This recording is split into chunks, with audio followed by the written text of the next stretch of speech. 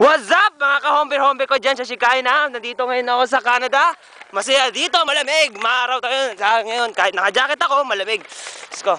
Dito ako sa Lafarge Park, tawag namin dito.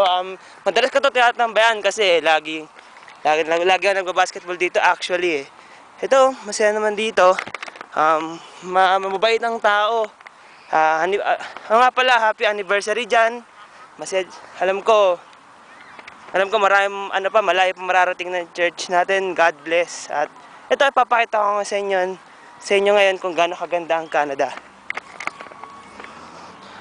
Yan ang mountains. Yan. Actually, 7 o'clock na dito eh. Pero maaraw pa rin kung titignan nyo, di ba? Usually, ang lumulubog ang araw ng mga 10 or 9. Pero ngayon, 7 pa lang. At saka doon sa side na yon, doon yung mga basketball, volleyball court, playground dito. Ito yung sky, blue.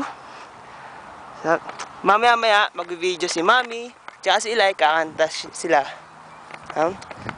Nagpapasalamat ako sa youth, sa mga tao dyan, dahil tinanggap niyo ulit ako, kasi bumalik ako dyan.